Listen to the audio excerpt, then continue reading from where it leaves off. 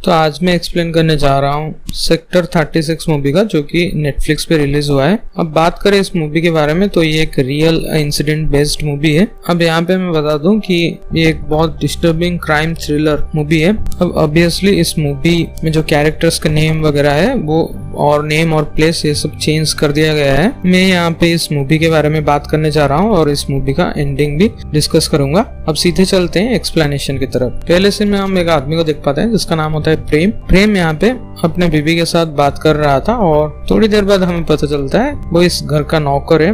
वो एक बड़े अफसर कॉर्नेल बस्सी का नौकर था और बस्सी हमेशा बाहर रहा करता था, मतलब अपने फैमिली के साथ, और कभी कभी इस वाले बंगलों में भी आ जाता था। तो इस वाले बंगले में देख रेख करने के लिए प्रेम को रखा गया था। बट नेक्स्ट मोमेंट में हम देखते हैं प्रेम यहाँ पे एक स्कूल में पढ़ रही बच्ची को किडनैप किया है और उसे ब्रूटली वो मार देता है। उसका एक एक पार्ट वो कट कर रहा था। अभी थोड़े बहुत पार्ट्स को वो खाता भी है और ऑर्गन ट्रैफिकिंग के लिए दूसरे सब पार्ट्स को वो कहीं पे प्रिजर्व करता है और बाकी के ऑर्गन्स को वो पास ही में एक गंदा नाला था जो कि साफ सफाई उसका नहीं हो रहा था, उस ऑर्गन को थोड़ी देर बाहर रख के वो ब्लीच करके वही नाले में वो फेंक देता था। दूसरी तरफ हम सीन शिफ्ट होके हम देखते हैं और एक पुलिस ऑफिसर को जिसका नाम होता है राम। यहाँ पे हम देखते हैं वो एक करप्ट पुलिस ऑफिसर है। एज ए व्यूअर हम देख पाते हैं उनके पास वाले एरिया सेक्टर 36 में काफी सारे बच्चे की मिसिंग पोस्टर लगा हुआ है, मतलब उन लोगों का केस अभी भी पेंडिंग है। और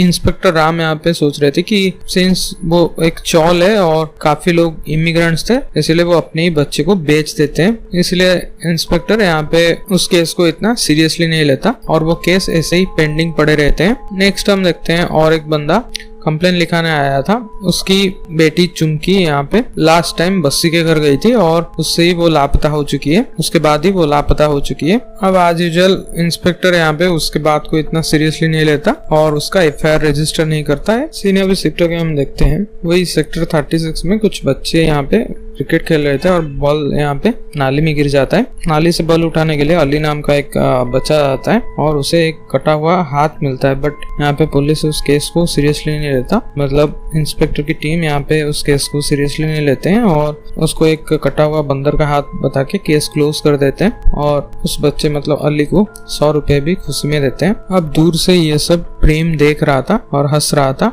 नेक्स्ट हम देखते हैं रात को अली यहाँ पे अंडे लाने के लिए बाहर जाता है और प्रेम यहाँ पे उसको चॉकलेट देगा ऐसे बहाना करके थोड़ा साइड में बुलाता है और उसको वहाँ पे किडनैप करके ले जाता है। नेक्स्ट यहाँ पे हम देखते हैं वो उस बच्चे को बहुत घिनौनी हरकत करता है उसके साथ और उसको वहीं पे मार देता है। और जैसा कि हमने पहले सीन में देखा था वो उसके ऑर्गन्स वगैरह काटता है और कुछ ऑर्गन को वो खाता है और बाकी को कंपाउंडर को बेच देता है और क्लियरली यहाँ पे दिख रहा था कि वो ऑर्गन ट्रैफिकिंग कर रहा है। अब यहाँ पे हमें एक छोटा सा फ्लैशबैक दिखाया जाता है। हम देख पाते हैं कि उसका जो सगा मामा था, मतलब प्रेम का जो सगा मामा था, वो भी उसके साथ गलत हरकत किया करता था और गुस्से में आके प्रेम ने एक दिन उसको जान से मार दिया और पहली बार इंसान की वो मांस खाया था और तब से उसको तलब लग गया है। सीन अभी शिफ्ट होके हम देखते हैं बस्सी को, मतलब प्रेम का जो मालिक था, और यहाँ पे हम देखते हैं वो एक पीडोफाइल है और वो अपनी ग्रैंड डॉटर को बोल रहा है कि उसके सामने अपना ड्रेस उतारे। थोड़ी देर बाद उसको प्रेम का फोन होता है वही ऑर्गन ट्रैफिकिंग के लिए और वो बोलता है कि वो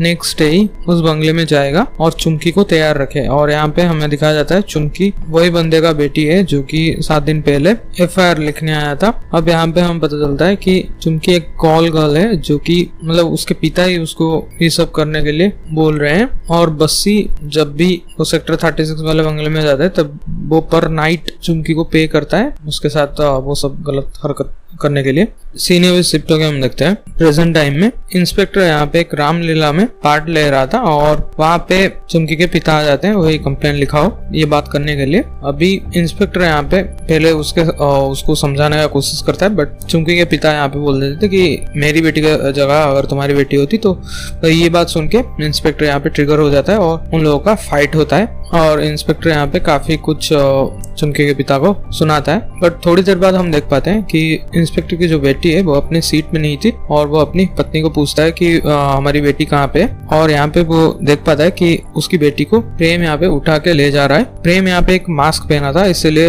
इंस्पेक्टर यहाँ पे उसे देख नहीं पाया बट उसके पीछे तेज भागने की कोशिश करता है। मैं यहाँ पे बता दूं कि प्रेम यहाँ पे तुरंत वही कंपाउंडर जिस हॉस्पिटल में काम करता है उस हॉस्पिटल के बयान में प्रेम की बच्ची को किडनैप करके लेके जाने वाला था। नेक्स्ट हम देखते हैं उसकी बेटी को ये लोग हॉस्पिटल लेके जाते हैं और वहाँ पे इंस्पेक्टर बीबी उसके ऊपर ही चिल्लाती है कि तुम तो अपने बेटी को प्रोटेक्ट नहीं कर सकते, तो पूरी शहर की क्या प्रोटेक्शन करोगे और दूसरे बच्चों की क्या प्रोटेक्शन करोगे। तभी इंस्पेक्टर यहाँ पे मतलब अपनी गलतियां समझता है और मनी मन ठान लेता है कि मैं ये केस सॉल्व करूंगा और बाकी का जो बच्चे हैं ना उनका केस सॉल्व करूंगा। सबसे पहले वो चुमकी के पिता के पास जाता है और उससे सारे डिटेल्स लेता है और उसे यहाँ पे पता चलता है कि लास्ट टाइम एक रिक्शा वाला चुमकी को बस्सी के यहाँ लेके गया था। नेक्स्ट डे वो बस्सी के घर जाता है जहाँ पे बस्सी था। अब यहाँ पे हमें पता लगता है कि बस्सी का फ्रेंड रस्तोगी इसका सीनियर है, इंस्पेक्टर का सीनियर है और वो डीएसपी है अभी, और वो यानी कि डीएसपी को सब कुछ बता देता है कि ऐसे एक इंस्पेक्टर आके मेरे घर पे पूछताछ कर रहे हैं। और रस्तोगी यहाँ पे इंस्पेक्टर को बहुत डांटता है, बोलता है कि जल्द से जल्द चौकी पे आओ, हम बात करते हैं। फिर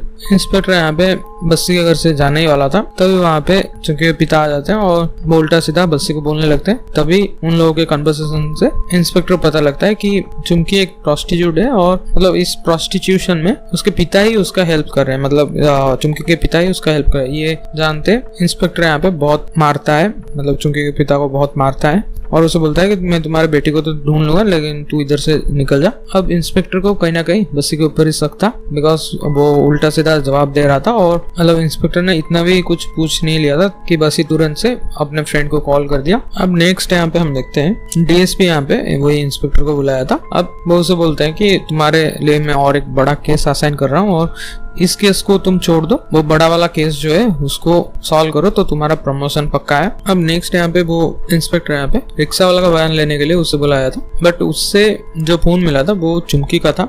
अब यहाँ पे उसे पता लगता है कि लास्ट कॉल इसमें प्रेम का दिखा रहा था और प्रेम ने एक्चुअली इस रिक्शे वाले को बोला था कि चुमकी मर चुकी है और तुम इस फोन को फेंक देना, बट रिक्शे वाले ने उस फोन को रख दिया था। अब रिक्शे वाला का इस केस से कुछ लेना देना नहीं है। ये सब पूछताछ करते हुए इंस्पेक्टर को पता चलता है और ये सारी बात वो जाके डीएसपी को बोलता है, बट सिंस हम जानते हैं कि डीएसपी यहाँ पे बस्सी का दोस्त है तो ऑब्वियसली वो उससे बचाएगा। अब डीएसपी यहाँ पे इंस्पेक्टर को सस्पेंड कर देता है। अब थोड़े दिन बाद हम देखते हैं उसका सस्पेंशन पीरियड खत्म होने जा रहा था और उसके पास और एक हवलदार होता है जो कि उसका खास होता है, इसका नाम है श्रवण। श्रवण यहाँ पे बोलता है कि ये देखिए वही कंपाउंडर जो कि उस दिन जो इंस्पेक्टर की बेटी किडनैप होने जा रही थी, प्रेम की हेल्प करने के लिए ये बंदा वहाँ पे खड़ा था। अब यहाँ पे ये लोग उस कंपाउंडर को पकड़ते हैं और उसे बहुत मारते हैं और उससे सब सच उगलवा देते हैं। अब नेक्स्ट डे हम देखते हैं एक नया डीएसपी वहाँ पे अपॉइंट होने जा रहा था। वहाँ पे जो पुराना डीएसपी था वो एक बड़ा केस सॉल्व कर दिया है, इसीलिए उसका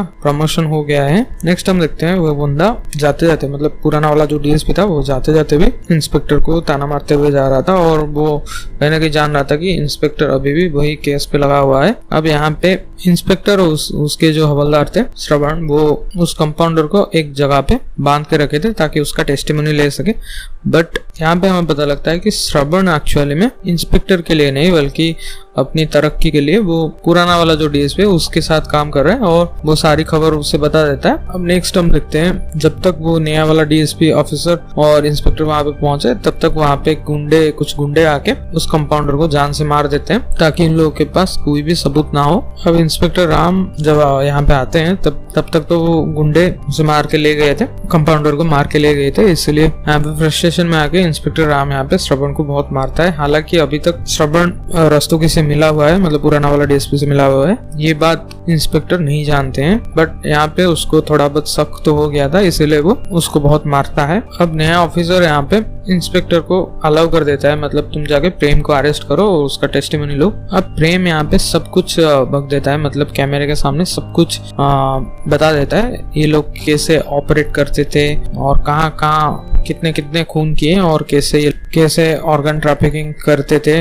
जो भी हमने इनिशियली मूवी में देखा वही सारी बात प्रेम यहाँ पे सब बयान पुलिस को दे देता है। अब बयान के चलते बस्सी भी अरेस्ट होता है, बट उसका जो फ्रेंड था मतलब रस्तोगी, यहाँ पे मूवी में ऐसा दिखाया गया है वो IBI में ज्वाइन किया है, तो आप समझ लो कि ये कौन सा डिपार्टमेंट है। अब यहाँ पे वो पूरी तरह से अपने फ्रेंड को बचाने का कोशिश करता है, ये सब इंस्पेक्टर भी देख रहा था। तो इंस्पेक्टर यहाँ पे प्रेम से मिलने जाता है और प्रेम को अभी भी लग रहा था कि उसके मालिक यानी कि बस्सी उसको बचा लेगा, बट राम यहाँ पे मतलब इंस्पेक्टर राम राम यहाँ पे प्रेम को समझाता है कि तुम्हारा मालिक मतलब बस्सी तुम्हारे नाम पे ही सब कुछ, तुम्हारे माथे ही सब कुछ बोल दे रहा है, और खुद बोल रहा है कि मैं तो हमेशा ट्रिप से बाहर रहता था और उस घर में जो भी करता था वो उसका नौकर ही करता था। अब ये सारी बात जब प्रेम सुनता है तो वो बहुत पैनिक हो जाता है, और उसके पास बहुत सारे सीडीज है जो जिसमें कि उसका मालिक यानी कि बस्सी जो लड़कियों के साथ गलत काम करता था और बच्चों के साथ गलत काम करता था, वो सारी की सारी सीडी वहाँ पे।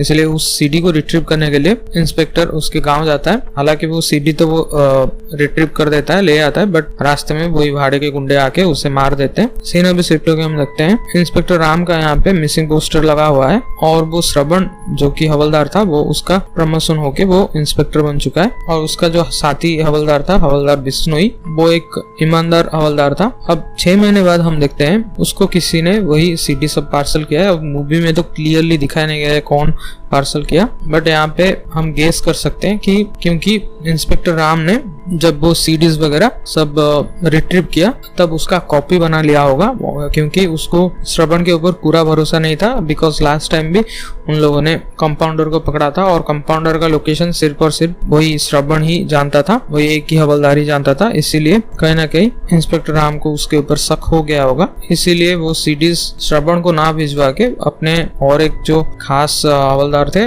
बिश्नोई, उसको वो वही सीडी भेजा। उसके बाद ये सब पर्दाफाश हुआ होगा। हालांकि ये केस अभी भी एक्टिव है सुप्रीम कोर्ट में, तो आप नेट में जाके सर्च कर सकते हो। मैं यहाँ पे सिर्फ और सिर्फ मूवी के बारे में ही बात कर रहा हूँ। मूवी में जो दिखाया गया है और उसका एंडिंग मैं एक्सप्लेन करने का ट्राई किया। अब आशा करता हूँ ये एक्सप्लेनेशन आपको पसंद आया होगा। अगर वीडियो पसंद आया तो प्लीज वीडियो को लाइक कर देना और चैनल को सब्सक्राइब कर देना इस तरह के वीडियोस के लिए, मूवीज के एक्सप्लेनेशन के लिए। मिलते हैं नेक्स्ट वीडियो में। Thanks for watching.